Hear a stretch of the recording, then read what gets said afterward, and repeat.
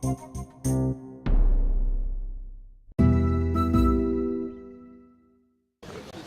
I understand you've staged protests against Guantanamo in Cuba. Is that correct? Could you talk about that? Sure. 25 of us went to Cuba in 2005. This is in response to the first major hunger strike there at the prison. At the time, there were more than 700 men at Guantanamo, many of whom were hunger striking and being force-fed, as Mark described earlier. 25 of us, mostly from Catholic worker communities on the East Coast, flew through the Dominican Republic and went to Cuba. We went publicly and illegally to Cuba, violating the United States' travel-related expenses ban. And we went to try and visit the men at Guantanamo, to sit down with them, to speak with them, to bring letters that they had written out of Guantanamo and back to their families. We also hoped to sit down with the men and women who were running the prison, the military, police, and Navy personnel who were there. We went as Catholics. We sort of felt it was our duty, our responsibility as Catholics to visit the prisoners, to visit the sick, to respond in a human-to-human way to what the men were asking of the American people. Around that time, President Bush had also responded to criticisms about Guantanamo by telling a European audience, there's no torture happening at Guantanamo. If you don't believe me, come and see for yourselves. It was really a nasty remark, especially because at that time the United States was barring the International Red Cross from visiting Guantanamo and making an objective assessment of what was happening down there. So we went, we walked for 5 days, about 100 kilometers through the Cuban countryside. We camped by the side of the road. We had a liturgy every day. And then at the 5th day, we arrived at the Cuban military zone that surrounds the U.S. military zone. It's about a half-mile sort of ring around the U.S. naval base there. The Cuban military personnel welcomed us warmly, told us that if U.S. Southern Command, which runs the base, if they said we could enter the base, they would let us through. And they offered us a place to camp, and we spent the next 5 days camping there. We started a fast. We invited media from around the world to come, and actually a lot of international media did come from Havana. We had a press conference on International Human Rights Day, which is December 9th.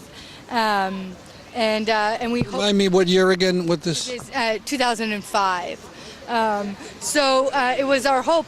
We called again and again U.S. Southern Command and the Pentagon and the White House from our little campsite there in the dust in Guantanamo, and appealed. We said, we're right here, we're less than a mile from the camp, like, let us in. That didn't happen. We left Cuba without gaining access to the base. But we hoped that our prayers, our intentions, just our presence would somehow be palpable to the men at Guantanamo. We found out in February of the next year that in fact they did know that we were there. They knew that a group of American Catholics were fasting outside of the base and seeking to gain access to them. So that felt like quite a success for us. But anyway, we returned to the United States. We said, when we landed in New Jersey, we've been to Cuba, prosecute us. We violated the law, and we hoped that by prosecuting us, we would have an opportunity to put the Bush administration on trial and to put these policies and practices on trial to draw attention of the American people to what was happening at Guantanamo. And they never prosecuted us. They initiated some legal thing against us, but it never really went anywhere. So what is the situation now? There's less prisoners, but there's a hunger strike. So what has all this happened? Right. So right now there are 166 men at Guantanamo, and 86 of them have been cleared for release. About half of those are from Yemen, and they cannot return to Yemen because perhaps people who watch your show will remember the Christmas Eve bomber had flown, this sort of aborted terrorist attack against the United States. That man had flown through Yemen, so that precipitated a political crisis between the United States and Yemen, and no men have been repatriated to Yemen since that time.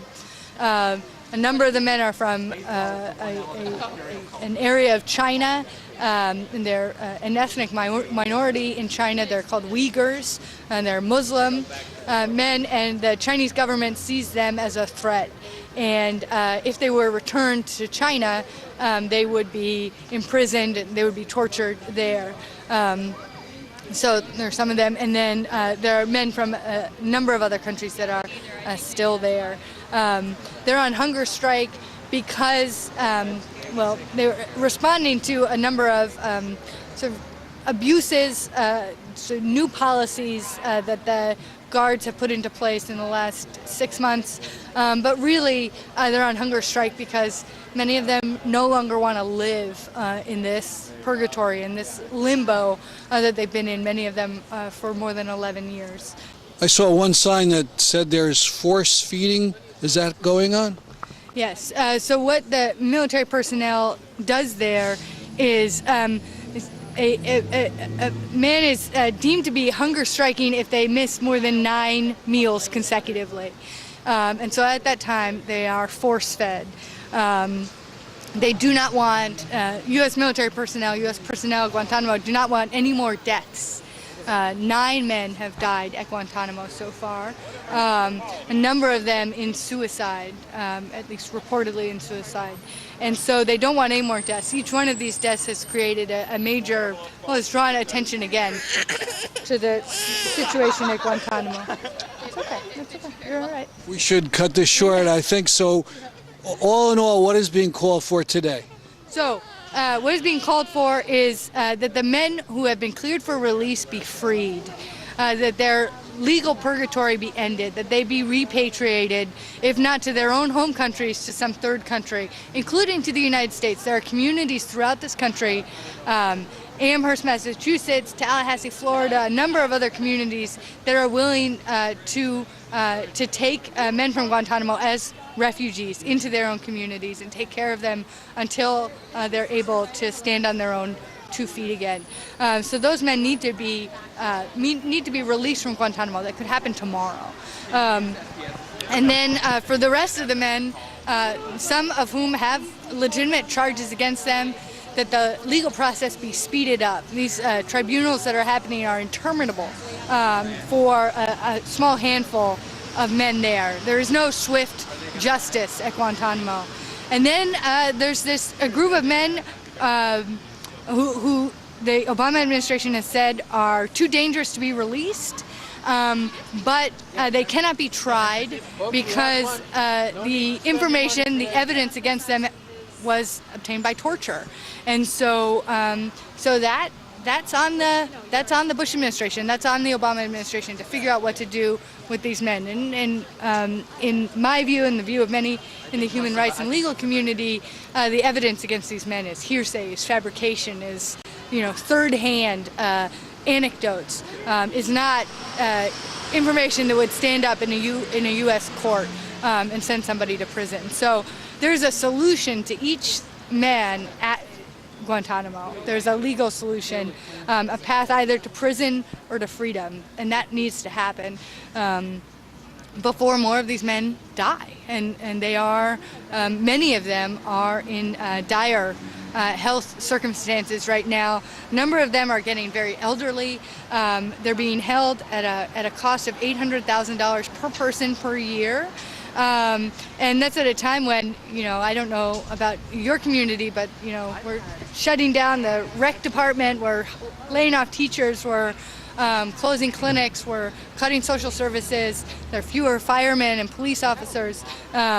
in my community of New London because of money, and yet we're holding these men, basically, at a huge cost to you and I.